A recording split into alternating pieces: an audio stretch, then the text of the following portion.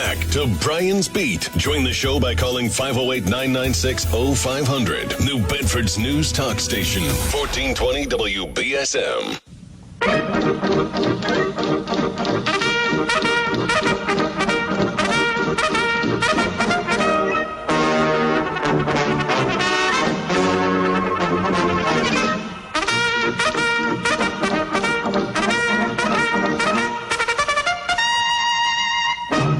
Hour 2 of Brian's Beat. How are you today? This windswept rain. You know, don't have to wash the car. All the little seagull droppings that were on there before, they're all gone now. 508-996-0500 is how you get on to our program today. Gerard Mayo, first full day as the head coach of the now historic New England Patriots. Before we go any further, it's time to do the Brian's Beat quote of the day. And this quote comes from Dr. King. And the quote that we will have for you on Monday will also come from Dr. King. Darkness cannot drive out darkness. Only light can do that. Hate cannot drive out hate. Only love can do that. Not exactly sure when Dr. King said that.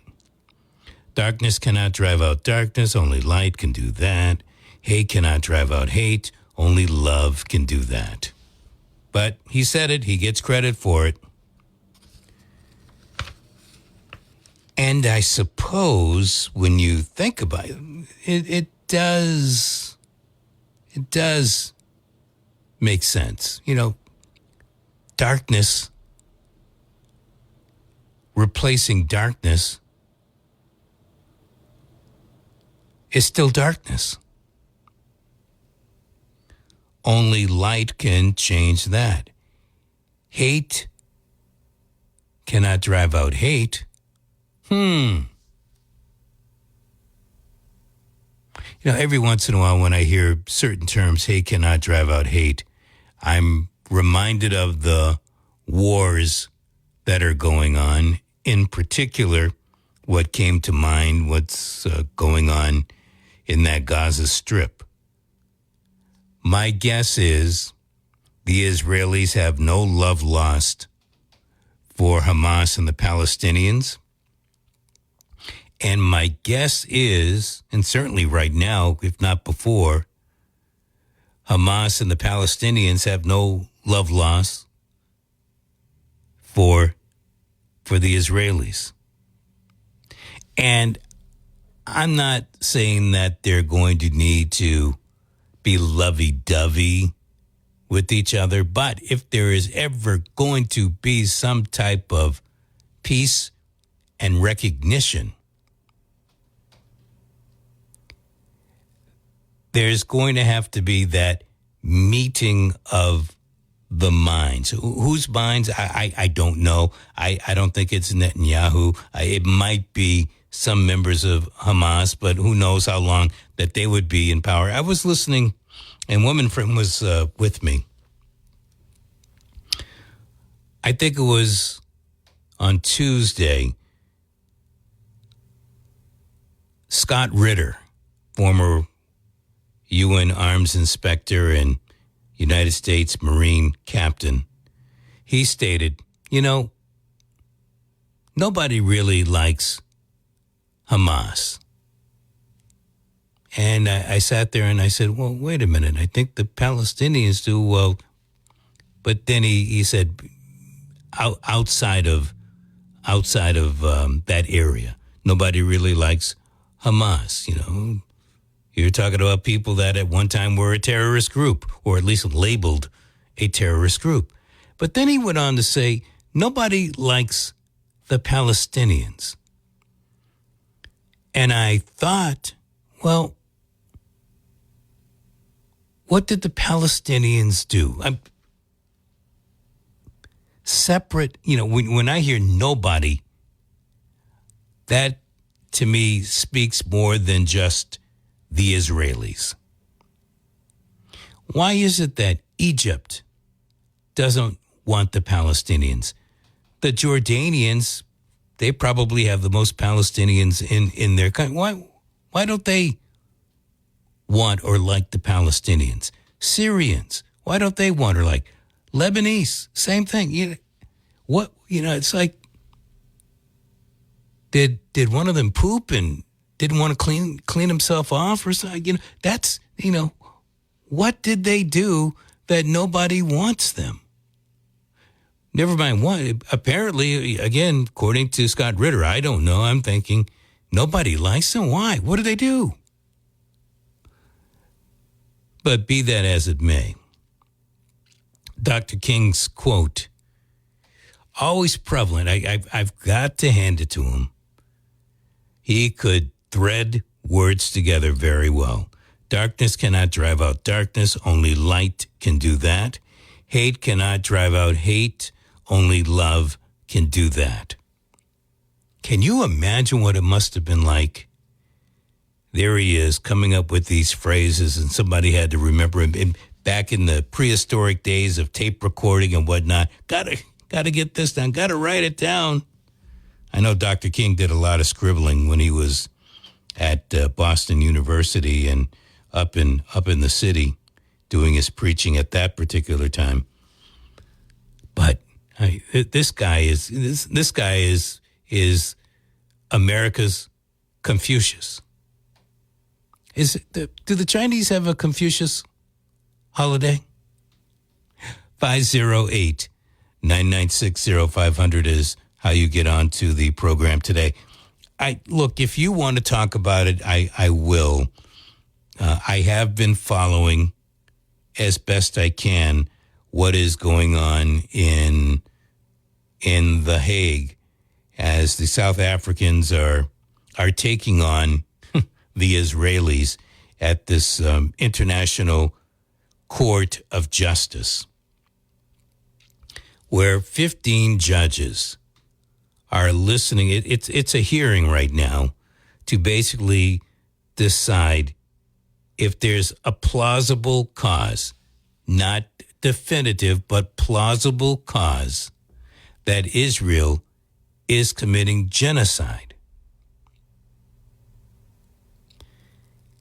And whether I think it's genocide or not, there is plenty of evidence pointing in that direction, and certainly in ethnic cleansing direction. And to me, they are different things. That stated, I was reminded the other day, I was watching Breaking Points on YouTube, and they were doing an interview with a couple of people, and one of them was skeptical at the time as to whether or not the court would rule that, you need to cease and desist until we can have a full hearing, which might be years. And the reason why, he goes, these are justices, but they all represent their particular country. And you've got 15 justices and five of them, United States, Great Britain, France, China, and Russia. And then 10 others from 10 other countries. So the point is that as much of a judicial proceeding that this is and is supposed to be, don't be surprised if it's political. Case in point. Whether you believe that there's a genocide going on or not, no matter how you believe about it, how do you think the United States judge is going to vote in this particular case? Now, if he votes that it is genocide, then I'm willing to believe that the politics is out of this. And I would really believe it if not only the United States, but also the British judicial representative. But I got to tell you, I can sit in this chair, and I've listened to Anthony Blinken. I've listened to President Biden. I've listened to folks in Congress. I've listened to our ambassador over at the United Nations. I've listened to our defense secretary, and I wish him the best with his prostate cancer. But there is nothing that I've heard from the administration that tells me that the United States won't vote to say that this is not genocide, that there's no plausible reason. I mean, there's a mountain of evidence. Mountain. And the best that Israel could do was claim self-defense. And that's pretty much knocked off the map. And you're saying, Brian, why is it knocked off the map? Well, because the same court, different members, but the same court voted, I think it was in 2004, maybe it was 2006, but they voted that Israel, while being on top of Gaza and trying to erect a wall around the Gazans, was on somebody else's territory, and they can't claim trying to defend themselves when they are the occupiers. You've heard the term occupied territory.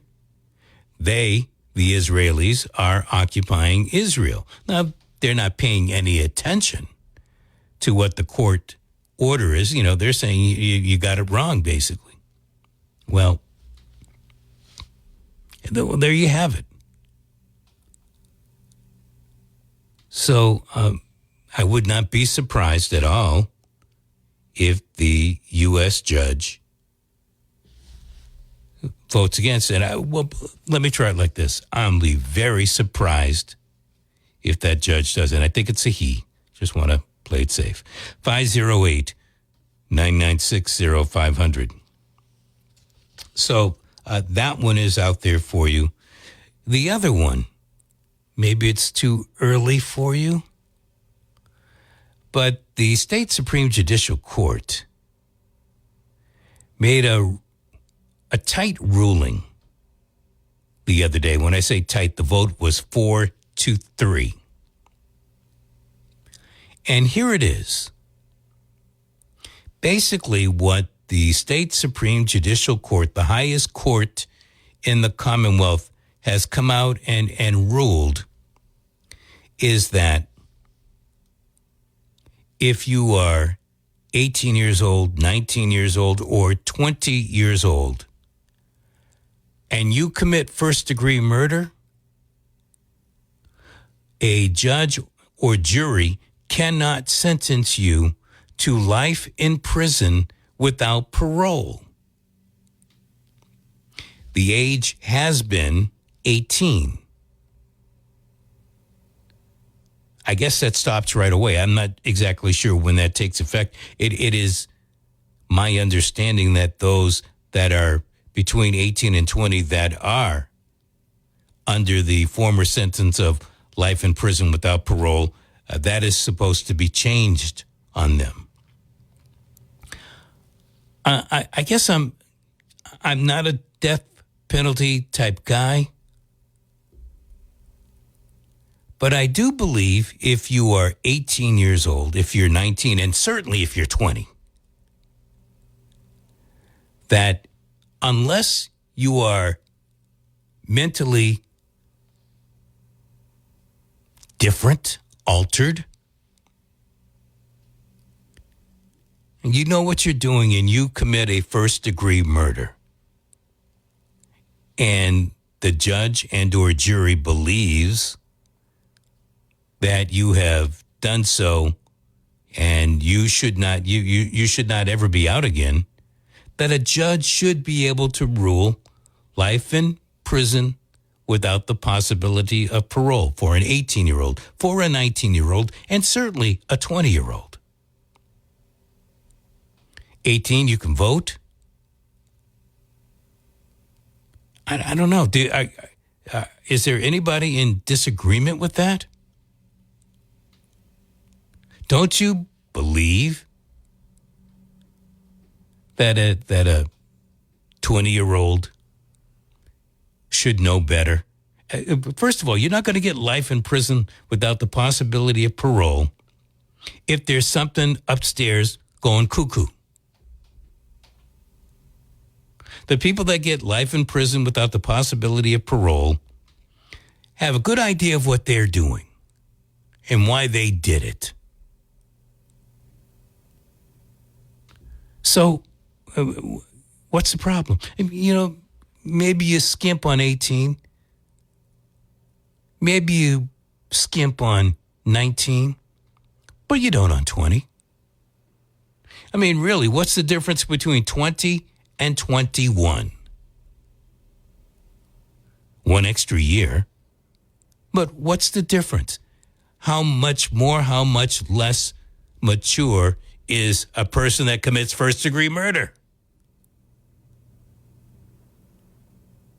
I mean, those are the people that get life in prison without the possibility of parole.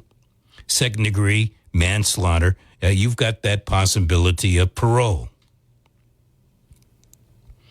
So I think the justices, and you look, they are learned people, but I think they made a grave, pardon the expression, mistake in this particular case.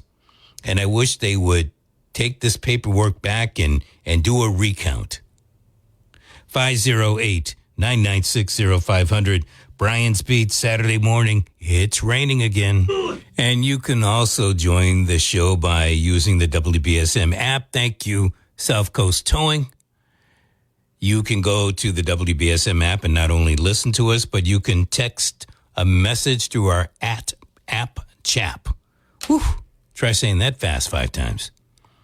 Anyway, app chat available, and you can tap off a message and it'll come right here on the computer, and I can look at it and say, oh, yes, absolutely right, or no, I don't necessarily agree with that.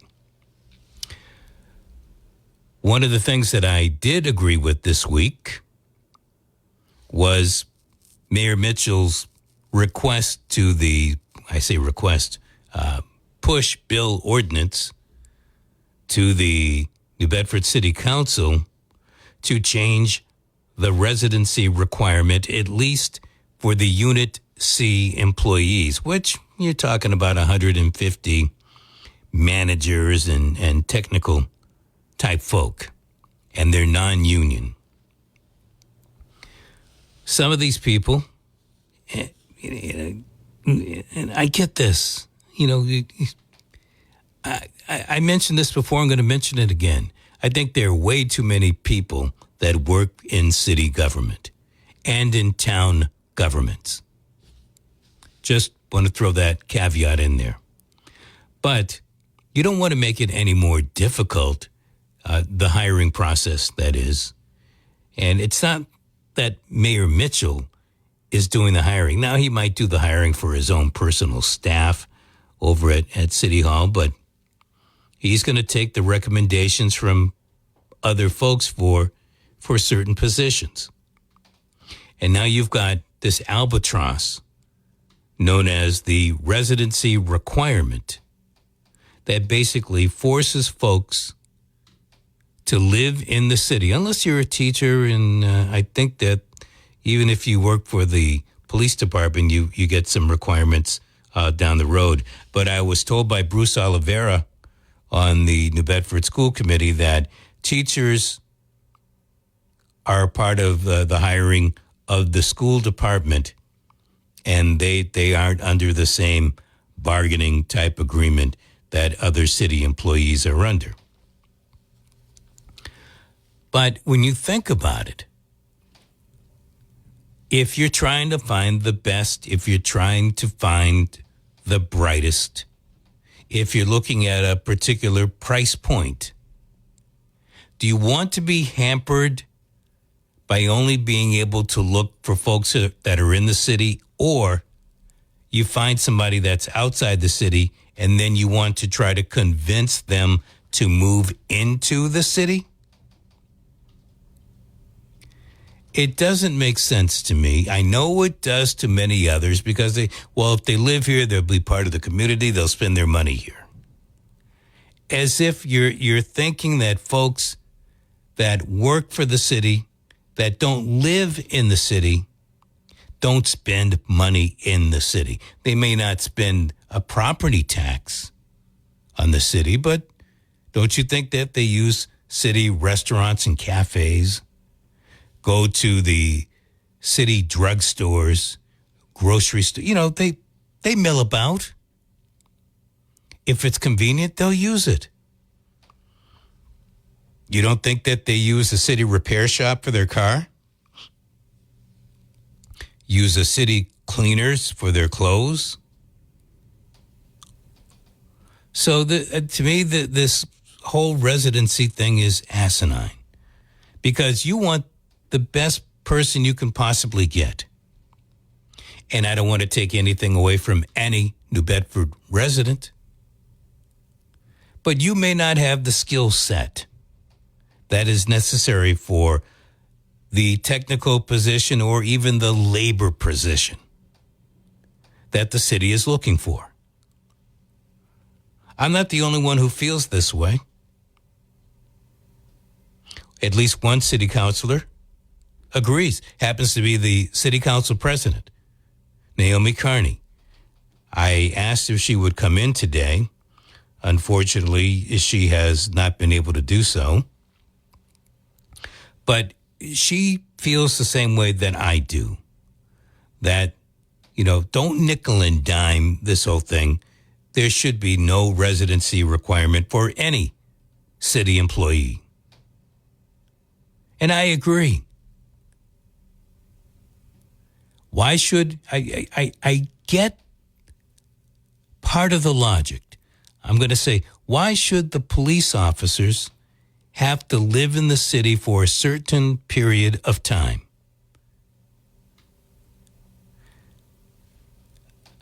A couple of my colleagues would like the superintendent of schools to live in the city. I know the outgoing I shouldn't say outgoing because he's gone. Thomas Anderson didn't live here. And again, we can debate the job that Anderson did while he was superintendent, but most of the school committee, most city residents seem to applaud the job that he did, and he didn't live in the city. So I don't know how important it is for folks to live in the city of New Bedford in order to do a good job for the city, to spend money wisely within the city, and be a respectable person. What are folks that work in New Bedford but don't live there? Are they bad people? Are they pains in the butt? Or is it that you just want their money so much that you think that, well, if we force them to live here, we'll get some of their money? Now, school teachers don't rank in this particular case, but let's say they did. Let's say they did. Do you think that the school teacher would be a better school teacher because they lived and worked in the city?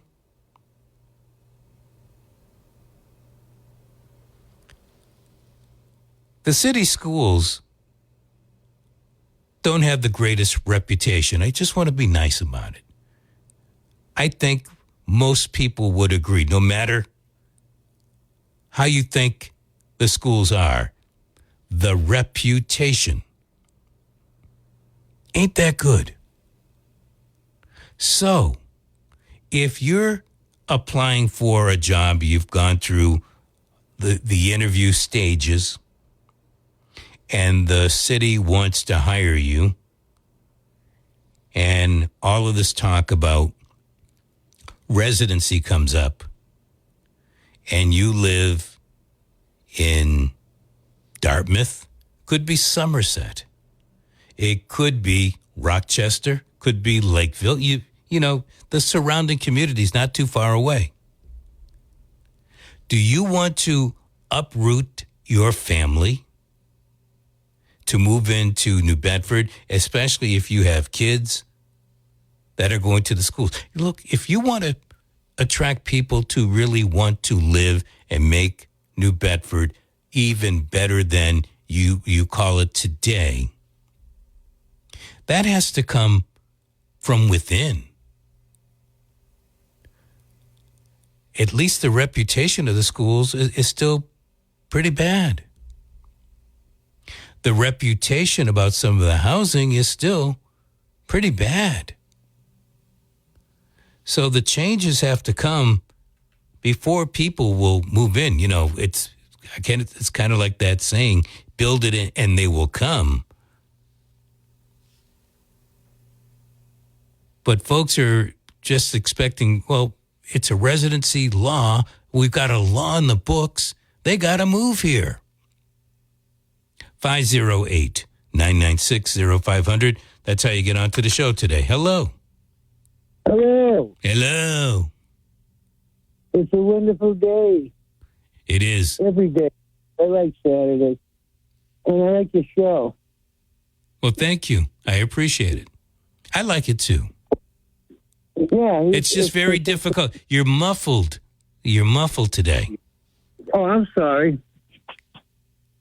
Better? Let me adjust the volume. Is that better? It's better than it was. Okay, then we can have a conversation. I'm hopeful. I'm hopeful too.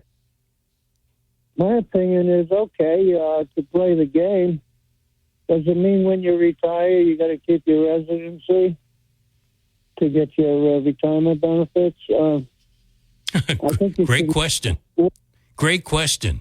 You know that is so, that would be next on the list. Let's just remove that. You know, I think I can't speak for the mayor, but I believe in this particular case he's right. Maybe he's trying to remove residency for all city employees, and maybe the city council is beginning to realize that it may be time to change that ugly rule.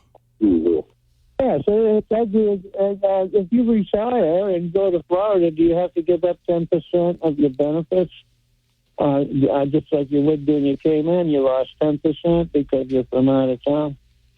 It's nickels and dimes. And so, you know, if you're concerned about that more than the actual job performance and longevity, you're off to a bad start.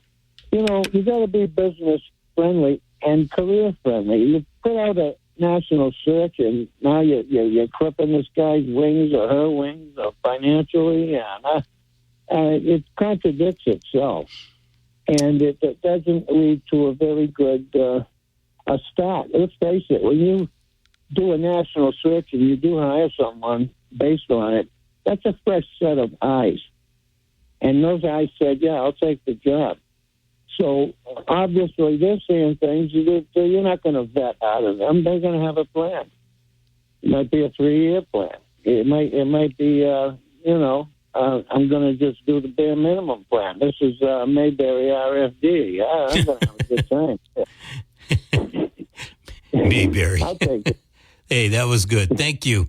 I do appreciate the call. 508-996-05 Mayberry RFD. You know, I wonder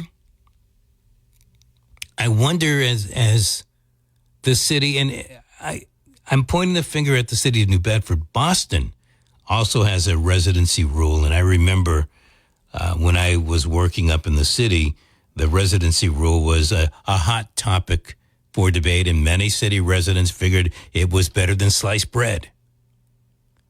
But I wonder how many people turned down a pretty decent job in the city of Boston because of the residency rule. And now bring it down here. I wonder how many people are just saying no because of the same residency clause. Hello. And good morning, Brian. Morning, Brian. I have a quotation for you this morning. Yes. It's from Mark Twain.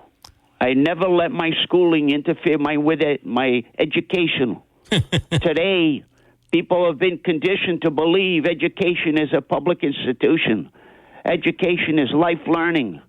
People have been brainwashed, going through the whole system of the public school system, and even up into higher education. It's about brainwashing. It's not about learning or critical thinking, about thinking on your own or constructive thinking.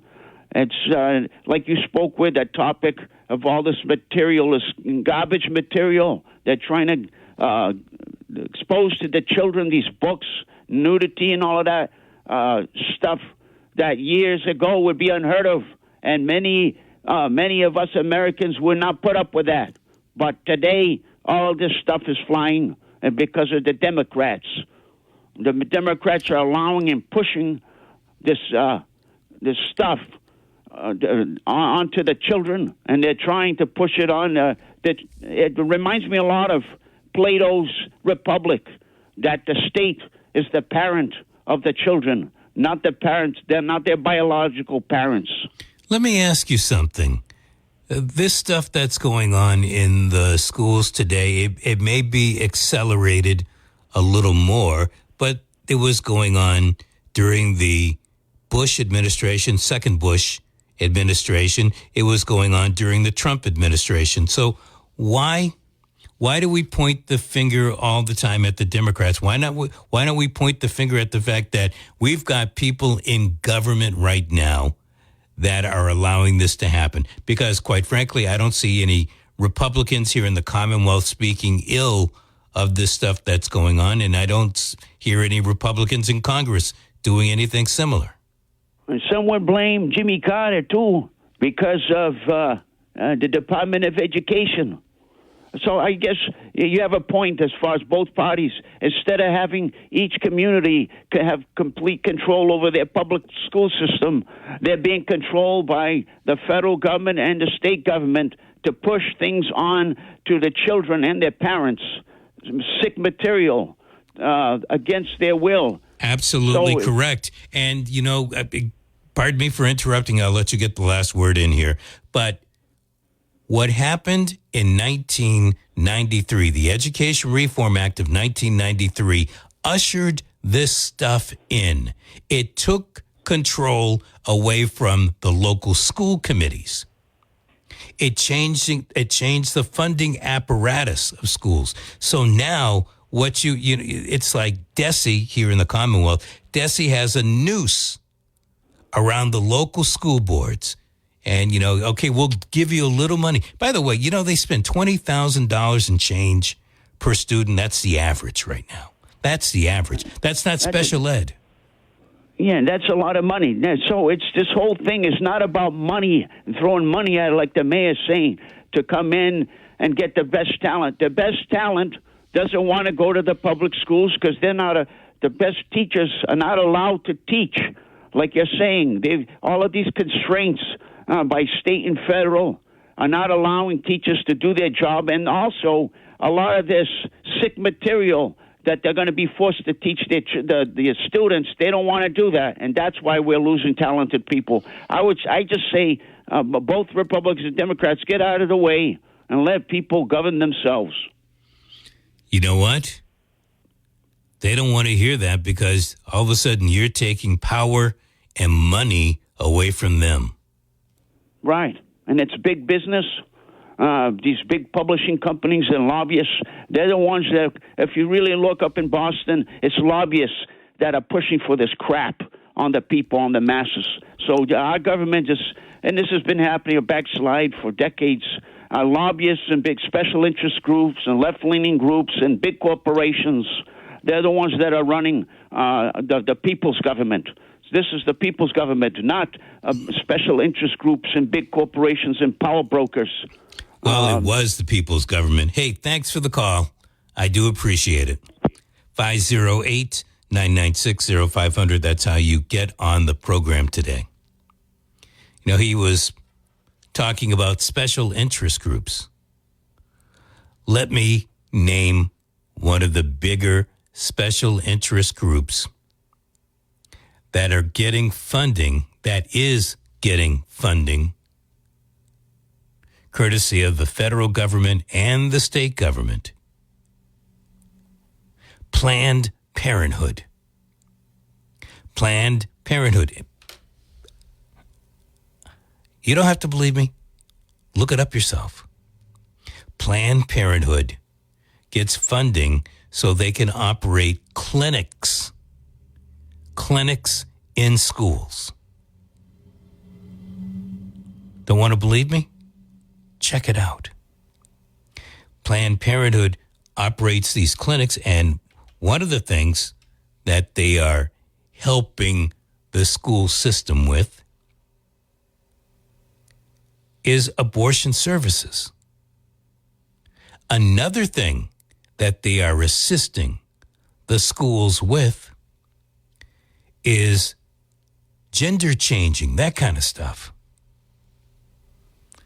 Did you ever think Planned Parenthood would end up going down that particular road? Hello. Hi, good morning. I'd like to discuss what you mentioned about the residency requirement. Yes, please. So I heard your argument. It was a good argument, saying that they could do a good job whether they lived in the city or not.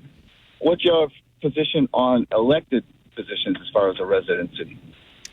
So you're talking about elected officials? Yes. Oh, I think they need to. I think there are laws that kind of say that they have to. But why? Why do you think that it makes sense to have them have a residency requirement? Because they are representing people. It's kind of hard to get voted in by the people if you're not with the people. Well, they could still do a good job whether they live there or not. I won't argue whether or not they could do a good job, but I would like to believe, and I could easily be wrong here, is that if you had two people running for a position and one lived outside the city and the other one lived in, that folks, unless the person that lived in the city was a badass type person, that person would win. Well, I think that the reason it makes sense for elected officials is because they have a vested interest in the community. They may have more knowledge of what goes on in the community. And my argument, I would say, how is that not beneficial for also, maybe not all non-elected positions, but key positions, fire chief, police chief, several other positions? I think it makes sense to have a residency requirement for those positions for the same reasons that you want politicians or elected officials to have that It's requirement. not so much that I want it, that's the way it's been. Residency rules are depending on a particular city or town. Right. Well, I just thought I heard you say that, in your opinion, that you should remove, you didn't say elected officials, but for any non-elected official, you said remove the residency requirement. Yes, I did. Position. Yes, I did. You did hear that. I would respectfully disagree. I think that in certain key positions, it makes sense to have that. But I could see that it could work both ways. But you have a very good program, no, hold on, it. because I was just, pardon me if I dip for a second there. The Oliver is the chief right now, right? The police chief. Mm-hmm. Who was the one that was the police chief before that? I live in Acushnet, so I apologize for my ignorance on. Okay, fair enough. But that police chief had a lot of experience within the city of New Bedford, and I think at a particular time he lived here. But as chief, he lived in Dartmouth. The former interim fire chief, who recently got shot down over at the Bayside, mm-hmm. he lived in Dartmouth. So I'm not sure that you need to live in the city to do a good job in the city. The vested interest, certainly with the elected official, I would definitely agree with you on that term. Right. Well, and to add to your point, in Acushnet we had a very good fire chief who lived in Fairhaven. Maybe you could make the argument that adjacent communities or communities that are in close proximity would have an awareness and an interest or in the particular, an adjacent community that they may work in and not live in. But I would also like to submit that perhaps you could have the residency requirement for certain key positions to be the tiebreaker only. So you have two equal candidates. One lives in the city, one doesn't live in the city. Perhaps the tiebreaker could be residency. You're talking about for the people that are going to select the person for that position? Right. I think it probably comes down to something akin to that. All things being equal, you probably go with the one you know. No, or just may or may not know them, but just, if all things being equal, which this probably wouldn't happen very often, not just that you know them, just that, maybe then in that case you would choose the resident over the non-resident in a hypothetical all things being equal situation, which I don't think would come up very often. But probably I like not. The points you're making. I like the points you're making, and it's always a very good program. Thank you. I do appreciate the call. 508-996-0500. Ken Pittman up after the top of the hour news to go with the ASOP. Well, I want to mention this. Patience, silence. I appreciate it. She writes to let me know that under the state's general laws, teachers cannot be subject to the municipal residency laws. Yeah, makes sense. Shouldn't be. I mean, they may work in a particular school district, but they know what's best for their kids. Should be interesting to hear what Ken has to say about Jared Mayo being the next Patriots coach. We'll find out.